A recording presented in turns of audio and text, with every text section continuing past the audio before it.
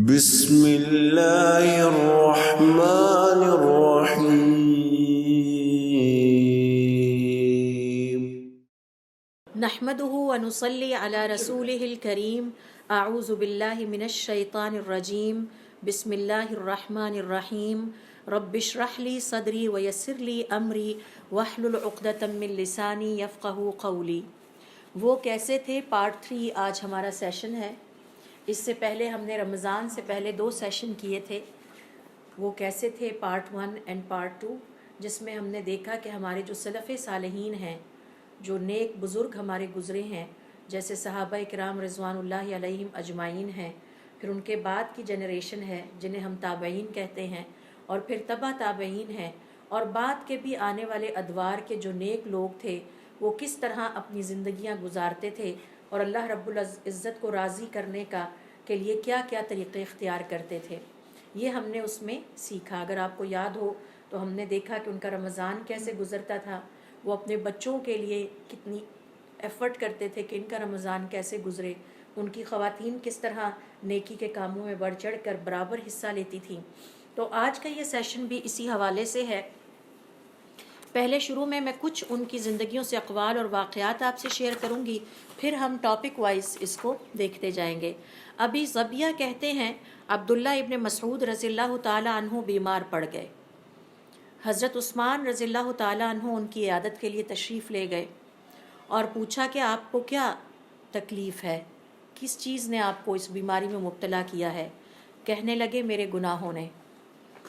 یعنی ہم تو کہتے ہیں نا کہ پتہ نہیں یہ ٹانگ میں بڑا درد ہے، یہ معدے میں بڑا درد ہے، تو ان کی اتنی ریئلسٹک اپروچ تھی کہ ان سے پوچھا گیا کہ کس چیز سے آپ کو پرابلم ہو رہا ہے، کیا مسئلہ ہے، تو انہوں نے کہا کچھ نہیں، میرے گناہوں نے مجھے تنگ کر رکھا ہے۔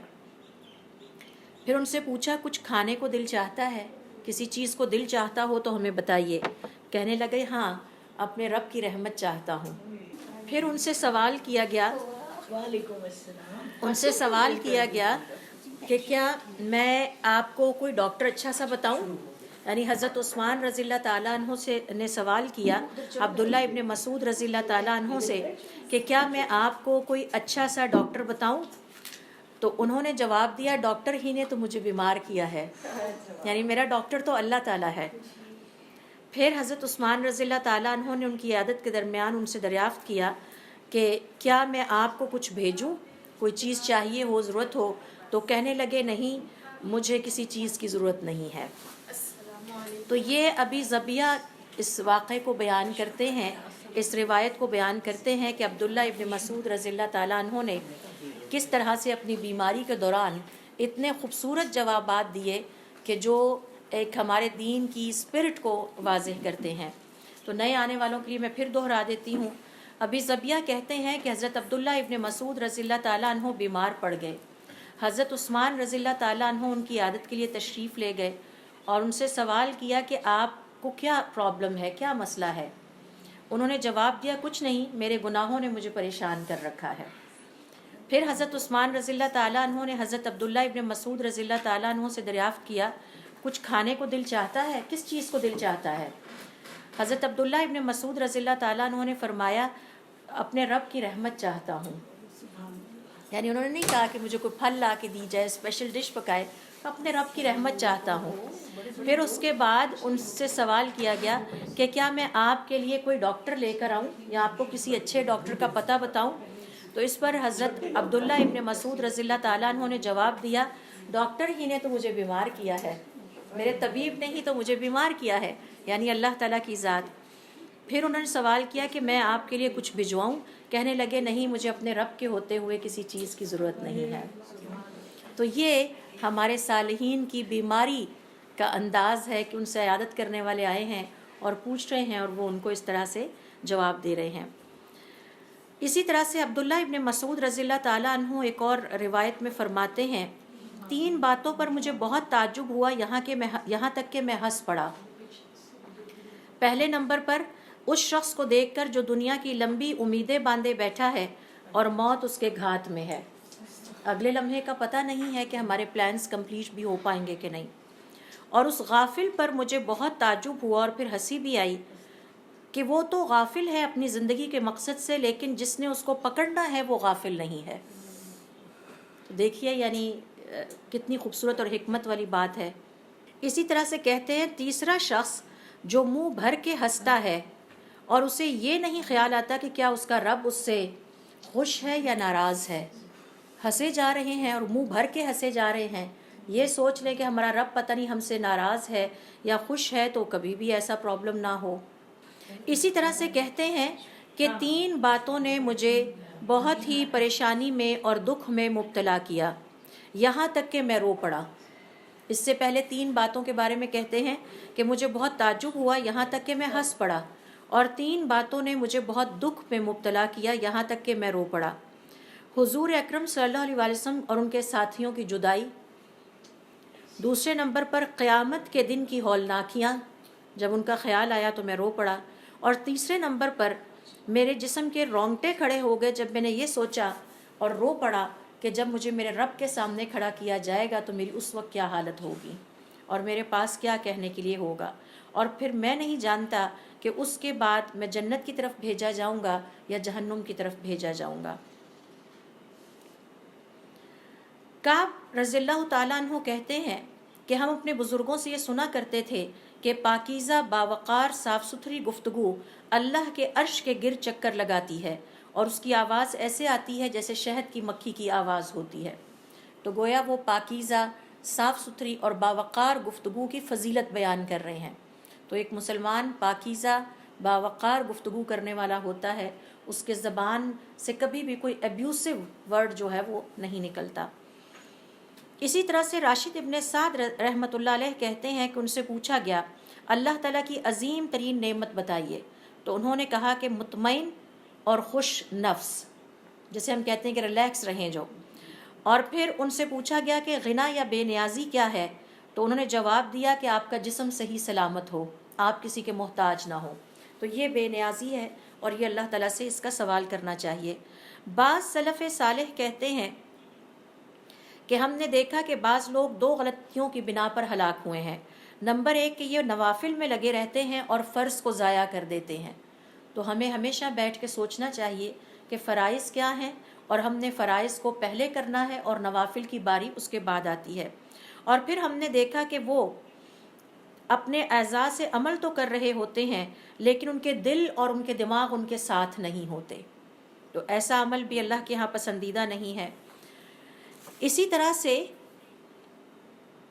خیثمہ رحمۃ اللہ علیہ کہتے ہیں کہ فرشتوں نے، یہ روایت ہمیں پہنچی ہے کہ فرشتوں نے سوال کیا اپنے رب سے کہ اے ہمارے رب، آپ کا جو مومن بندہ ہے ہم دیکھ رہے ہیں کہ اس پر دنیا تنگ ہو رہی ہے، یعنی وہ مشکلات میں گھرا ہوا ہے، اور آپ کا مومن بندہ بھی ہے اور آزمائشیں اس پر پے در پے اٹیک کر رہی ہیں۔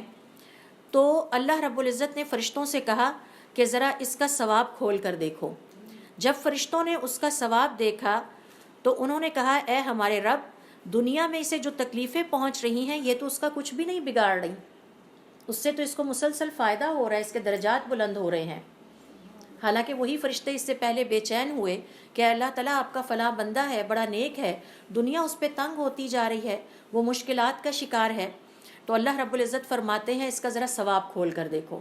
جب وہ اس بندے کے ثواب سے پردہ ہٹاتے ہیں اور دیکھتے ہیں کہ ہر لمحے ان آزمائشوں کی وجہ سے، ان تکلیفوں کی وجہ سے اس کے درجات بلند ہو رہے ہیں، تو اللہ تعالیٰ سے فرماتے ہیں کہ اے اللہ تعالیٰ، یہ تو آزمائشیں اور تکلیفیں اس کے ثواب اور درجات کو زیادہ کرتی چلی جا رہی ہیں۔ پھر اسی طرح سے اللہ رب العزت کو یہ فرشتے مخاطب کر کے کہتے ہیں اے اللہ تعالیٰ، آپ کا فلاں بندہ ہے لیکن کافر ہے اور آزمائشیں اس سے دور ہوتی چلی جا رہی ہیں، وہ تو اپنی لائف کو بڑا انجوائے کر رہا ہے، دنیا اس پر کشادہ ہوتی چلی جا رہی ہے۔ تو اللہ تعالیٰ فرشتوں سے فرماتے ہیں اکشفوا لہم عن عقابہ، ذرا اس کی سزا کے حالات کھول کر دیکھو۔ پھر جب فرشتے اس کی سزا کے حالات کھولتے ہیں تو کہتے ہیں اے ہمارے رب، اسے تو دنیا میں جو نعمتیں مل رہی ہیں اس کا اسے کوئی فائدہ نہیں ہے۔ تو اس واقعے سے ہم یہ سیکھتے ہیں کہ جو اللہ تعالیٰ کے نیک بندے ہیں انہیں اللہ رب العزت کی طرف سے جو مشکلات پیش آتی ہیں، ان مشکلات کے نتیجے میں ان کے ثواب میں آخرت کی زندگی میں اضافہ ہوتا چلا جاتا ہے۔ اور جو دنیا کی زندگی میں اللہ کے کافر جو بندے ہیں، مخلوق ہے جو اللہ تعالیٰ کی، ان پر جو آسائشیں ہوتی ہیں وہ آسائشیں انہیں آخرت کی زندگی میں کوئی فائدہ نہیں پہنچائیں گی، بلکہ وہ اسی دنیا میں اپنے سارے جو ہے وہ پورا کر کے چلے جائیں گے، جو بھی انہوں نے ریوارڈ انجوائے کرنا ہے۔ عثمان النہدی کہتے ہیں، یا اگلی روایت ہے کہ ابو الفضل ابن اسحاق ابن محمود کہتے ہیں کہ عبداللہ المروزی کافی بوڑھے ہو گئے تھے، ان کی عمر کافی زیادہ ہو گئی تھی اور انہیں اللہ تعالیٰ نے اولاد عطا نہیں کی تھی، تو وہ اللہ تعالیٰ سے دعا کرتے رہے، اللہ تعالیٰ نے آخر کار ان کی دعا سن لی۔ ایک دن کی بات ہے کہ ایک شخص آیا اور وہ ہمارے ساتھ مجلس میں بیٹھے ہوئے تھے، ان کے کان میں کوئی خوشخبری سنائی، تو ابو عبداللہ نے وہیں اپنے ہاتھ اٹھائے اور سورہ ابراہیم کی آیت نمبر 39 تلاوت فرمائی۔ الحمدللہ الذی وہب لی علی الکبر اسماعیل، تمام تعریفیں اللہ رب العزت کے لیے ہیں کہ جس نے مجھے اس بڑی عمر میں، کہ جب کہ توقع بھی ختم ہو گئی تھی، اس میں اسماعیل علیہ السلام جیسی اولاد عطا فرمائی۔ تو انہوں نے ہاتھ اٹھا کے یہ قرآن کریم کی آیت تلاوت فرمائی جو کہ سورہ ابراہیم کی آیت نمبر 39 ہے۔ اس کے بعد اپنے چہرے پر ہاتھ پھیرے اور پھر اس شخص کے ساتھ چل پڑے، تو ہمارے ایک عالم ہماری طرف متوجہ ہوئے اور انہوں نے کہا کہ دیکھیں انہوں نے اس ایک خوشی میں 3 سنتوں پر عمل کیا ہے، اور یہ انبیاء کی سنتیں ہیں۔ پہلی سنت یہ ہے کہ انہوں نے اپنے بچے کا نام رکھا فوراً۔ دوسری سنت یہ ہے کہ انہوں نے اللہ تعالیٰ کی سطح پر اللہ تعالیٰ کی حمد و ثنا بیان کی، اور تیسری سنت انہوں نے یہ پوری کی کہ اپنے اس فرزند کا نام اسماعیل رکھا، کیونکہ انہیں بھی اللہ تعالیٰ نے حضرت ابراہیم علیہ السلام کی طرح بڑھاپے میں یہ بیٹا عطا کیا تھا۔ تو انہوں نے یہ جو دعا کی، اور یہ ایک مسلمان کا طور طریقہ ہونا چاہیے کہ وہ جب اسے خوشی ملتی ہے تو وہ انبیاء کی سنتوں کی پیروی کرتے ہوئے اس خوشی پر اللہ رب العزت کا شکر ادا کرے۔ تو میں پھر دہرا دیتی ہوں کہ ہمارے جو عالم شیخ تھے وہ ہماری طرف متوجہ ہوئے اور انہوں نے کہا کہ عبداللہ جو المروزی ہیں، اس خوشی کی خبر ملنے پر انہوں نے انبیاء کی اور خاص طور پر حضرت ابراہیم علیہ السلام کی 3 سنتوں پر عمل کیا اور گھر کی طرف روانہ ہو گئے۔ پہلی سنت یہ ہے کہ انہوں نے اپنے بیٹے کا نام رکھا، جو کہ پیدائش کے فوراً بعد بچے کو مل جانا چاہیے۔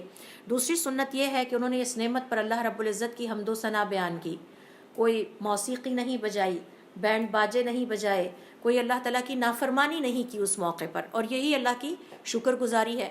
اللہ تعالیٰ کی نافرمانی تو اللہ کی ناشکری ہوتی ہے۔ اور تیسری سنت انہوں نے یہ پوری کی کہ انہوں نے بھی حضرت ابراہیم علیہ السلام کی طرح اپنے بیٹے کا نام اسماعیل رکھا، کیونکہ اللہ تعالیٰ نے حضرت ابراہیم علیہ السلام کی طرح انہیں بڑھاپے میں جا کے یہ اولاد عطا کی تھی۔ اور یہی وہ لوگ ہیں جن کے بارے میں اللہ تعالیٰ سورۃ الانعام کی آیت نمبر 90 میں فرماتے ہیں، اولئک الذین ھدی اللہ فبہداہ مقتدی، یہ وہ لوگ ہیں کہ جنہیں اللہ تعالیٰ نے ہدایت عطا کی، لہٰذا ان کے طور طریقوں کی پیروی کرو۔ تو اس واقعے سے ہم یہ سبق سیکھتے ہیں کہ ہمارے صالحین خوشی کے موقع پر انبیاء کرام کی ان پسندیدہ سنتوں کا احیاء کرتے تھے جو اللہ تعالیٰ نے بھی پسند کی ہیں، اور خوشی کے موقع پر اللہ تعالیٰ کی نافرمانیوں سے بچتے تھے، کیونکہ خوشی کے موقع پر اللہ تعالیٰ کی نافرمانی کرنا اللہ تعالیٰ کی ناشکری کے مترادف ہے۔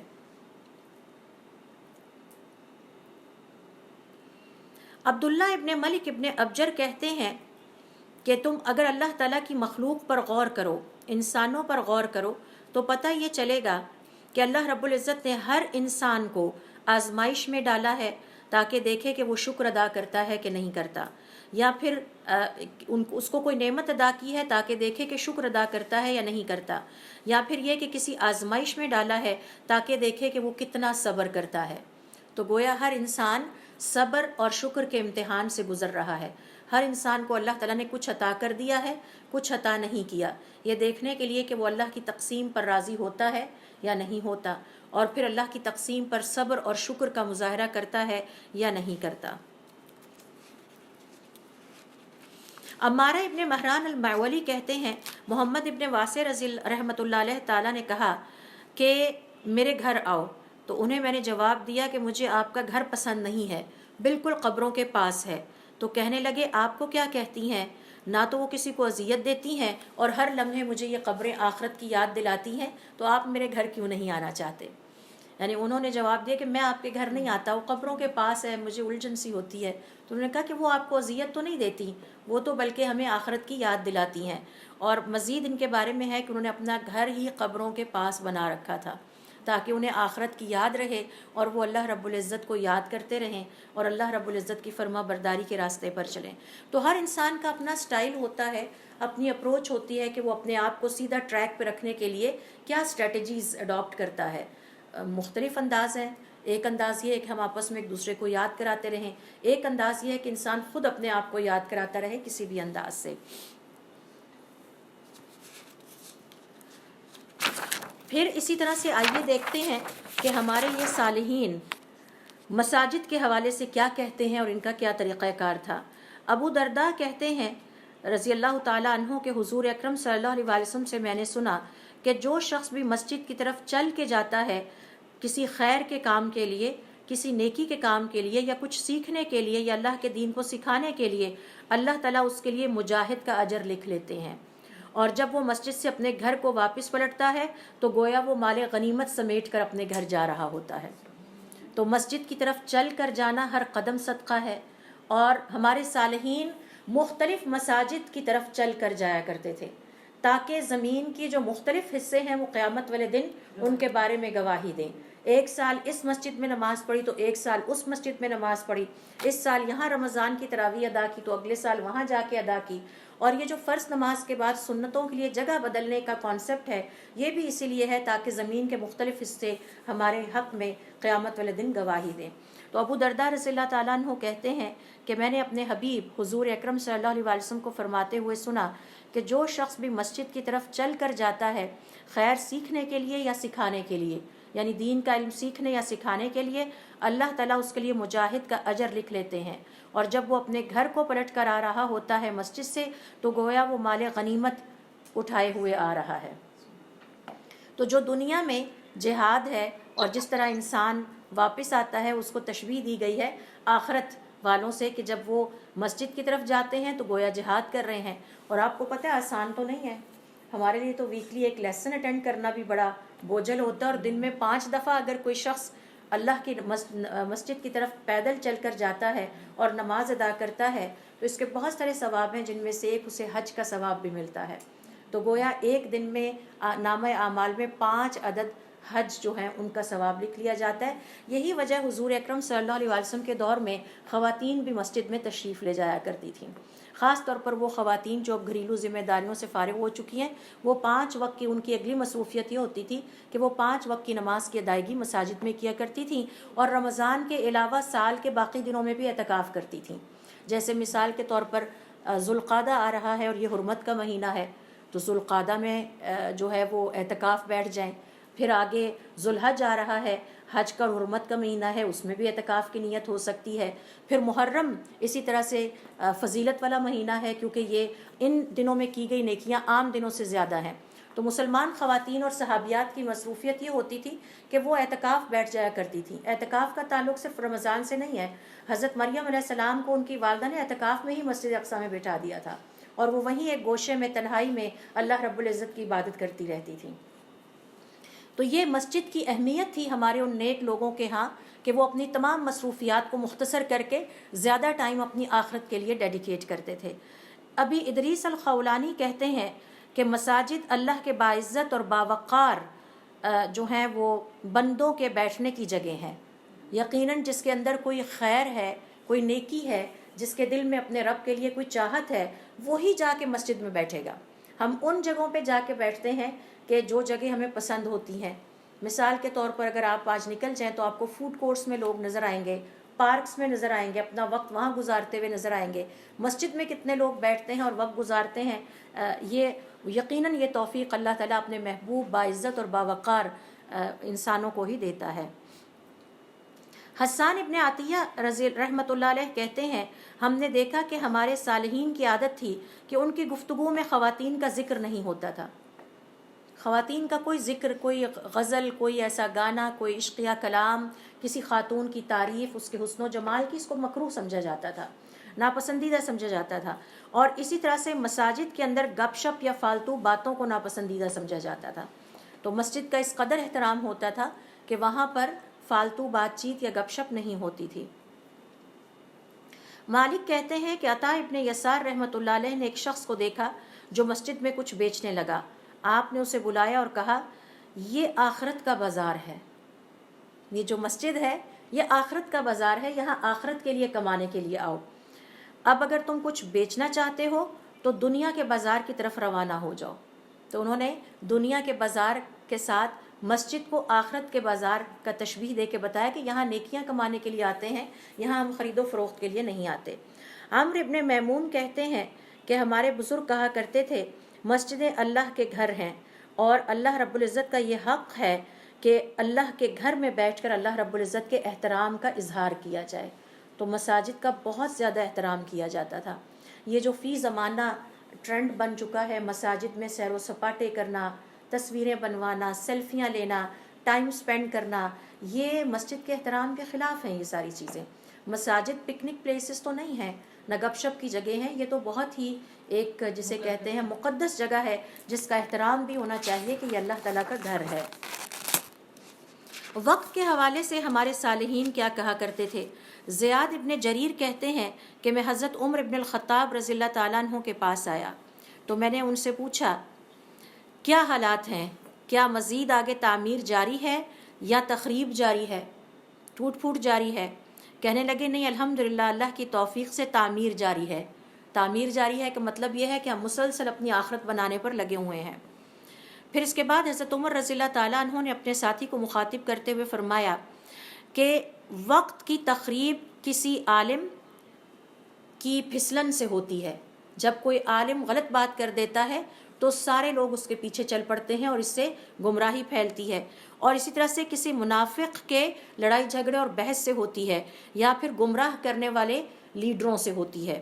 ائمۃ مضلین، اور یہ ریلیجس بھی ہو سکتے ہیں، جیسے مذہبی قیادت ہے، اگر وہ گمراہی پر اتر آئے تو ساری قوم گمراہ ہو سکتی ہے. تو یہ تخریب ہے، یہ تعمیر نہیں ہے.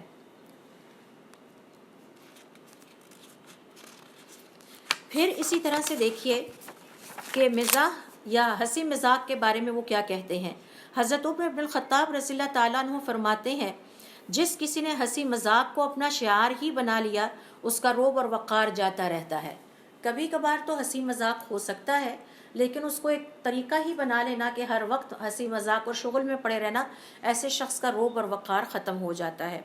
سعید ابن العاص کہتے ہیں اپنے بیٹے سے اے میرے بیٹے کسی شریف آدمی سے مذاق نہ کرنا، وہ تمہارے لیے اپنے دل میں کینہ بٹھا لے گا، اور کسی گھٹیا انسان کے ساتھ مذاق نہ کرنا، وہ تمہاری عزت ہی خراب کر دے گا، زبان چلائے گا اور تمہاری عزت خراب ہو جائے گی. اور جو شریف آدمی ہے وہ آگے سے بولے گا تو نہیں، چپ کر جائے گا، اس کا چہرہ سرخ ہو جائے گا، لیکن وہ دل میں اپنی اس کدورت کو رکھ لے گا اور پھر بعد میں وہ کدورت اس کے اعمال میں ظاہر ہوتی رہے گی. احنف ابن قیس کہتے ہیں جس کی گفتگو اور جس کا ہنسنا اور جس کا ہنسی مذاق زیادہ ہو جائے اس کا روب اور وقار ختم ہو جاتا ہے. تو نہ زیادہ گفتگو بلا ضرورت کرنی چاہیے کہ بولتے ہی چلے جا رہے ہیں، جہاں بیٹھے ہیں بولے جا رہے ہیں، کسی اور کو بولنے کا موقع ہی نہیں دے رہے ہیں، کسی اور کی سننے کو تیار ہی نہیں ہے. اور اسی طرح سے وضح کی ہی، اور جو بہت زیادہ ہنستا ہے اور جو بہت زیادہ مذاق کرتا ہے اس کا روب اور وقار ختم ہو جاتا ہے. عمر ابن عبدالعزیز کہتے ہیں اللہ تعالیٰ کا تقوی اختیار کرو اور ہنسی مذاق اور مزاح سے دور ہی رہو، اس کے نتیجے میں کینے پرورش پاتے ہیں. ہم کہتے نہیں جی ہم نے تو مذاق کیا تھا آپ برا مان گئے. اکثر جو دلوں میں کینے ہیں وہ اسی ہنسی مذاق سے پلتے ہیں جب بہت زیادہ ہو، اور اس کے نتیجے میں بہت ہی ناپسندیدہ امور سر انجام پاتے ہیں.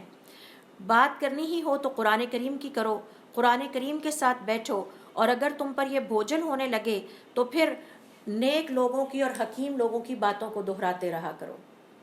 تو زندگی تو اللہ تعالیٰ نے ہمیں اس لیے دی ہے نا کہ ہم جتنا ہو سکے اپنی آخرت کے لیے کچھ کر لیں. اسی طرح سے وہ کہا کرتے تھے ہر چیز کا ایک بیج ہوتا ہے اور دشمنی کا بیج مذاق ہے، ہنسی مذاق ہے. یعنی ہنسی مذاق سے بھی دشمنیاں پرورش پانے لگتی ہیں. پھر اسی طرح سے کہا کرتے تھے کہ ہنسی مذاق کرنے سے روب اور وقار ختم ہوتا ہے، دوستیاں ہنسی مذاق کاٹ ڈالتا ہے، اور اس کے نتیجے میں دشمنیاں پیدا ہوتی ہیں.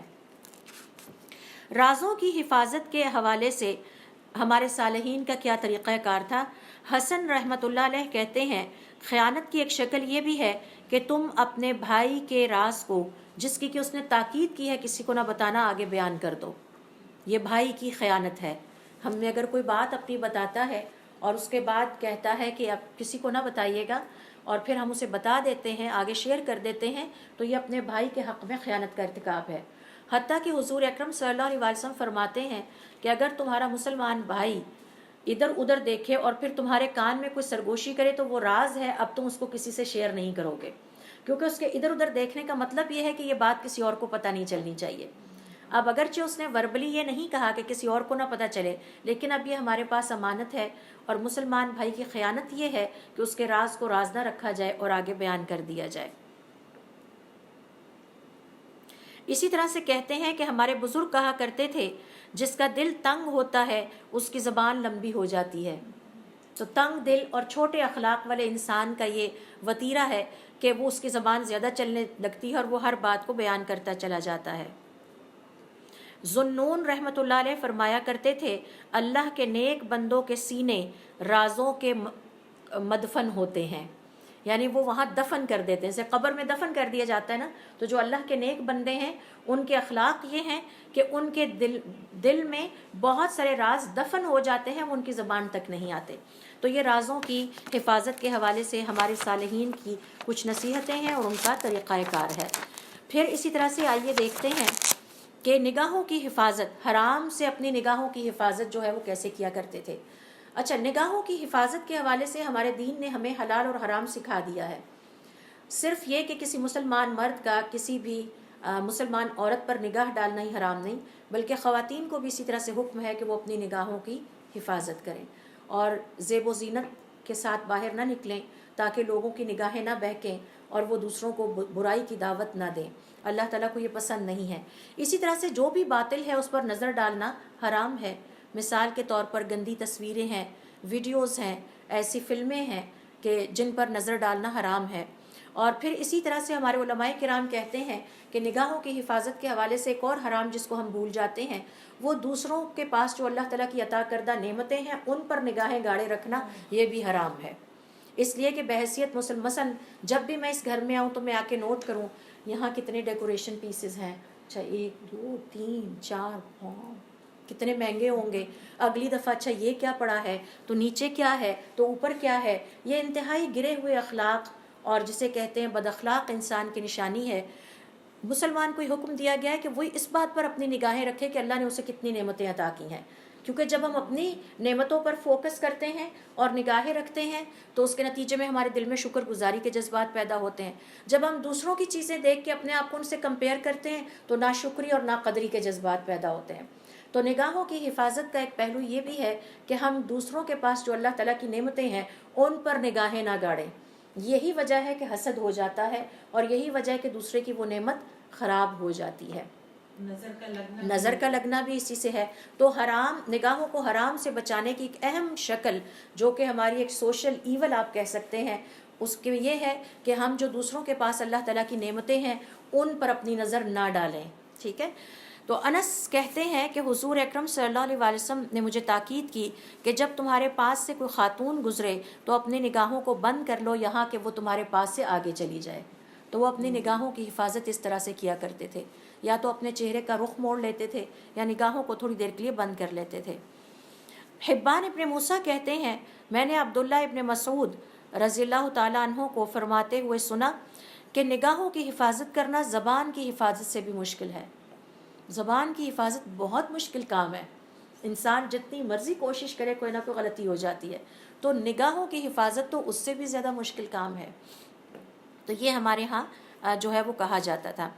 پھر اسی طرح سے زبان کی چوری تو پکڑی جاتی ہے نا، نگاہ کی خیانت جو ہے وہ اللہ کے ہاں تو ریکارڈ ہو جاتی ہے. عام لوگوں میں اس کے ہم خیال رکھتے ہیں. تو آپ یہ دیکھیے کہ ہم کتنی، اور ہمارے صالحین کہا کرتے تھے کہ انسان کے جسم میں جتنے بھی اعضاء ہیں ان میں سے وہ جو سب سے زیادہ اللہ تعالیٰ کی نافرمانیاں کرتا ہے وہ زبان ہے. زبان سے 70 کے قریب گناہ سرزد ہوتے ہیں. ابن ابی دنیا رحمۃ اللہ علیہ فرماتے ہیں کیونکہ ہاتھ چند کام کرتا ہے نا، زبان بہت سارے کام کرتی ہے. چغلی، غیبت، لڑانا، فساد پھیلانا، بہتان باندھنا، الزام تراشی، اس کو اس کے ساتھ، ادھر کی خبر ادھر پہنچا، زبان کرتی ہے نا یہ سارے کام. تو سب سے زیادہ گناہ جو ہیں وہ زبان، اس کو سب سے زیادہ اللہ کے ذکر میں مصروف رکھنا چاہیے، لگام ڈال کے اس کو رکھنا چاہیے. تاکہ یہ کسی غلط بات میں حصہ نہ لے، کسی فتنے کا حصہ نہ بنے۔ تو اس کے بعد وہ کہہ رہے ہیں، وہ فرما رہے ہیں کہ نگاہوں کی حفاظت زبان کی حفاظت سے بھی مشکل ہے۔ اس کو قابو کرنا آسان کام ہے کہ اس کو آپ پھیر لیں، اور جیسے ہی کوئی فضول تصویر سامنے آپ اللہ کی خاطر نگاہ کو پھیر لیتے ہیں، یہ بھی اللہ کے ذکر کی ایک شکل ہے کہ میں اس کا حصہ نہیں بنوں گی۔ کوئی غلط منظر سامنے آتا ہے، نگاہ کو اس سے پھیر لیں، یہ صبر کرنا کوئی آسان کام نہیں ہے۔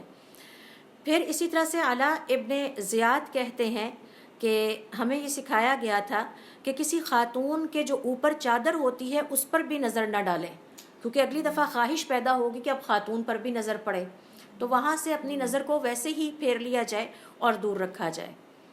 حسن البصری رحمۃ اللہ علیہ فرماتے ہیں کہ بعض اوقات کسی نظر کی وجہ سے جو انسان کسی حرام چیز پر ڈالتا ہے، اس کے نتیجے میں اس کی بہت بڑی نیکیاں ضائع ہو جاتی ہیں۔ تو ایک نظر ہو سکتا ہے حج ہی ضائع کر دے پورا۔ انسان یہ سمجھ رہا ہو کہ میری زندگی کی اچیومنٹ یہ ہے کہ میں نے حج کیا تھا، تو قیامت والے دن مفلس بن کے آئے اور اللہ تعالیٰ سے سوال کرے تو اللہ تعالیٰ فرمائے تم نے فلاں وقت غلط چیز پہ نظر ڈالی تھی، عورت نامحرم عورت پر نظر ڈالی تھی، یا یہ تو بعض اوقات ایک چھوٹی سی نظر ایک بہت بڑی نیکی کو تباہ کرنے کا باعث بنتی ہے۔ تو آل دا ٹائم ہمیں کیلکولیشن کرنی چاہیے کہ ہم اپنے اعمال کا حساب کتاب رکھیں کہ ہم کیا کر رہے ہیں اور ہمیں کیا کرنا چاہیے۔ اسی طرح سے ابراہیم ابن ادم کہتے ہیں باطل پر بہت زیادہ نظر ڈالنے سے دل سے حق کی معرفت ختم ہوتی چلی جاتی ہے۔ یعنی اگر ہم اپنی نظروں کی حفاظت نہیں کریں گے تو ہمارا عبادت میں دل نہیں لگے گا، قرآن کریم کی تلاوت میں دل نہیں لگے گا۔ اور یہ حضور اکرم صلی اللہ علیہ وسلم کی حدیث ہے جس میں آپ فرماتے ہیں جس شخص نے اور جس نوجوان نے اپنی نظر کی حفاظت کی، اللہ تعالیٰ اسے ایمان کی حلاوت اور مٹھاس نصیب کرتے ہیں۔ تو جو چیز اچھی لگتی ہے پھر انسان اس میں مشغول رہتا ہے۔ کسی کے دل میں ایمان کی حلاوت ڈال دی، اسے قرآن کریم اچھا لگنے لگے گا، وہ زیادہ سے زیادہ قرآن کریم کو تلاوت کرنے کی توفیق پائے گا۔ اور اسی طرح سے ایک عالم سے پوچھا، عالم نے بنی اسرائیل میں کہا اللہ تعالیٰ سے کہ میں اتنے گناہ کرتا ہوں لیکن مجھے آپ نے کبھی سزا تو نہیں دی، تو اللہ تعالیٰ نے فرمایا کیا تم نے نوٹ نہیں کیا عبادت میں تمہارا دل نہیں لگتا، اللہ کے کلام کی تلاوت میں تمہارا دل نہیں لگتا، اس میں تم فوراً بوریت ہو کے ودن 2-3 منٹس اٹھ جاتے ہو، جبکہ باطل کے لیے گھنٹوں بیٹھے رہتے ہو۔ اور باطل کیا ہے؟ آج آپ کا یہ سوشل میڈیا باطل ہے، اس پہ چلنے والے آپ کا نیٹ فلیکس جو ہے وہ باطل ہے، لہو و لعب ہے۔ آپ کی شادیاں جو کہ کئی ہفتے کئی مہینے اور دن چلتی ہیں وہ لہو و لعب ہے اور سراسر اللہ کی نافرمانی پر مشتمل ہے، جس میں مرد و زن کا اختلاط ہوتا ہے، کئی نظریں اٹھتی ہیں۔ تو کیسے ہم دعویٰ کرتے ہیں کہ ہمارے جو نامہ اعمال ہیں وہ بڑے محفوظ ہوں گے؟ ایک نظر، ایک حرام نظر ایک بہت بڑی نیکی کو تباہ کرنے کے لیے کافی ہے۔ تو ہم نے تو ایک پورا محفل سجائی ہے تاکہ ہر کوئی حرام نظر اٹھائے اور ہر کوئی حرام دیکھے اور دکھائے۔ تو سچی بات یہ کہ self evaluation is very important. ہم نالج اسی لیے حاصل کرتے ہیں کہ ہم اس کے حوالے سے محاسبہ نفس کریں۔ پھر اسی طرح سے ہوتا یہ ہے کہ اس نظر کی حفاظت نہ کرنے کے نتیجے میں حق کی محبت دل میں نہیں رہتی، حق کو حاصل کرنے کی محبت دل میں نہیں رہتی، اور پھر اللہ رب العزت کی عبادت میں دل بھی نہیں لگتا۔ حضرت عیسیٰ علیہ السلام کا ایک قول امام احمد ابن حنبل رحمۃ اللہ علیہ نے اپنی کتاب الزہد میں بیان کیا ہے کہ زنا تک معاملات اس وقت پہنچتے ہیں جب نگاہ اس سے پہلے اپنے کام پورے کر چکی ہوتی ہے۔ نگاہ اپنے کام پورے کرتی ہے۔ ایک نظر جو ہے اسے شیطان کے تیروں میں سے ایک تیر کہا گیا ہے۔ سب سے پہلے نگاہ اپنا کام کرتی ہے اور پھر آخر میں حالات جو ہیں وہ زنا تک پہنچ جاتے ہیں، اور اس سے پہلے زنا کے کئی درجے ہیں۔ آنکھ کا زنا بھی ہے، کان کا زنا بھی ہے، اور آج کل تو ہماری سوسائٹی میں عام ہے جب ہم بیٹھ کے ڈرامہ دیکھتے ہیں اور نظر لگا کے کسی لڑکے کو دیکھ رہے ہیں اور پھر اس کے بارے میں ڈسکشن کرتے ہیں، اس کو پسند کرتے ہیں، نوجوان بچیاں اس کی تصویریں محفوظ کر لیتی ہیں، یہ سب زنا کی مختلف شکلیں ہیں۔ اسی طرح سے خواتین کا بیٹھ کے مرد حضرات کو ڈراموں میں دیکھنا، پھر ان کی خوبصورتی مردانہ وجاہت کو ڈسکس کرنا، پھر فیملی کے ساتھ ڈسکس کرنا، یہ سب زنا ہے، یہ نظروں کی حفاظت کے خلاف ہے، اور اس کے نتیجے میں انسان پھر حق سے اور اللہ تعالیٰ سے اور عبادت سے دور ہوتا چلا جاتا ہے۔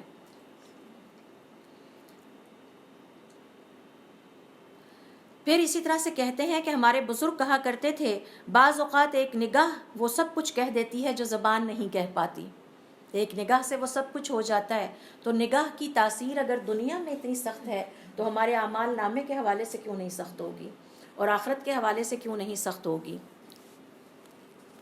داؤد الطائی کہتے ہیں کہ ہمارے بزرگ اور ہمارے اساتذہ اور ہمارے صالحین نگاہ کا فضول استعمال ناپسند کرتے تھے. اور پھر اسی طرح سے وقی کہتے ہیں کہ ہم ایک دن سفیان الثوری رحمۃ اللہ علیہ کے ساتھ عید والے دن نکلے تو انہوں نے ہمیں تاکید کی آج کے دن کا آغاز نگاہوں کی حفاظت سے ہونا چاہیے، کیونکہ یہ وہ دن ہے جس دن گھر سے خواتین بھی نکلتی ہیں اور زیب و زینت کے ساتھ نکلتی ہیں. تو انہوں نے اپنے ساتھیوں کو تاکید کی اور ان کی آپس میں گفتگو بھی یہی ہوتی تھی کہ آج کے دن کا آغاز ہم نے اپنی نگاہوں کی حفاظت سے کرنا ہے. تو عید کا یہ مطلب نہیں ہے کہ اب، یا خوشی کا یہ مطلب نہیں ہے کہ اب مسلمان ہر پابندی سے آزاد ہو گیا اور اب اسے اجازت ہے وہ اللہ تعالیٰ کی نافرمانیاں کرے، ڈھول بھی بجائے، بینڈ باجے بھی بجائے، موسیقی بھی کرے، پردہ بھی اتار دے اور سب پر اپنی زینت بھی ظاہر کرتا پھرے. یہ مسلمان کا طریقہ کار نہیں ہے. علاء ابن زیاد کہتے ہیں کہ اپنی نگاہوں کی حفاظت کرو، خاص طور پر خواتین کے معاملے میں، کیونکہ ایک نگاہ تمہاری بہت بڑی نیکی کو ضائع کرنے کا سبب بن سکتی ہے. تو ایک چھوٹا سا عمل ہے نگاہ ڈالنا، لیکن اس سے بھی بہت بڑی نیکی کے ضائع ہونے کا خدشہ ہے. تو مسلمان اپنی نیکیوں کو ضائع کرنے والے نہیں ہوتے، مسلمان اپنی نیکیوں کی حفاظت کرنے والے ہوتے ہیں. اسی طرح سے آئیے دیکھتے ہیں کہ ہمارے صالحین عقل کے حوالے سے کیا نصیحتیں کر گئے ہیں اور ان کا کیا طریقہ کار تھا. اس حوالے سے حبیب الجلاب کہتے ہیں میں نے ابن المبارک سے سوال کیا، مجھے بتائیے کہ انسان کو اللہ تعالیٰ نے جو کچھ عطا کیا ہے اس میں سب سے خیر والی چیز کون سی ہے؟ انہوں نے جواب دیا عقل، جسے ہم کہتے ہیں عقل مند لوگ، سینسیبل لوگ. بڑے کم لوگوں کو آپ سینسیبل لوگ پائیں گے، خود ہی کانٹرڈکشنز کرتے رہتے ہیں. مثال کے طور پر آپ دیکھیں گے کہ نند اپنے لیے کچھ اور مطالبہ کرے گی، اپنی بھابھی کے لیے کچھ اور مطالبہ کرے گی، ساس اپنے لیے کچھ اور چاہے گی، بہو اپنے لیے کچھ اور چاہے گی. بہو ساس کے حق میں ظلم کرتی نظر آئے گی جبکہ اپنے لیے چاہے گی کہ مجھے بہت اچھی بہو ملے. تو یہ کم عقلی کی نشانیاں ہیں. سینسیبل لوگ اپنے ہر ایکشن پر غور کرتے ہیں. کہتے ہیں میں نے ان سے پوچھا کہ سب سے بہترین چیز جو کسی انسان کو عطا کی جاتی ہے وہ کیا ہے؟ انہوں نے جواب دیا عقل. کہنے لگے میں نے پوچھا اگر کسی کو عقل عطا نہ کی ہو تو پھر اللہ تعالیٰ کیا عطا کرے؟ انہوں نے جواب دیا اچھے مینرز، حسن ادب، بہترین کوالٹی، سٹینڈرڈز ہیں ان کے ہاں. کسی کو پرکھنا ہے تو اس کی عقل سے پرکھو، عقل نہیں دی تو پھر کم از کم کیا ہو؟ انہوں نے جواب دیا حسن الادبی، بہترین مینرز. پھر پوچھا کہ اگر کسی کے پاس نہ عقل ہو اور نہ اچھے مینرز ہوں تو پھر کم از کم کیا ہونا چاہیے؟ انہوں نے جواب دیا کہ ایک شفقت کرنے والا بھائی جس سے وہ مشورہ کر سکے. کیوں؟ جو شفقت کرنے والا بھائی ہے وہ ہر وقت ہمیں سمجھاتا رہے گا، دیکھو تم نے فلاں جگہ غلطی کی تھی اب نہ کرنا، فلاں جگہ تمہاری منہ سے یہ الفاظ نکلے تھے اب نہیں نکلنے چاہیے، تو وہ خیر خواہ ہے نا ہمارا.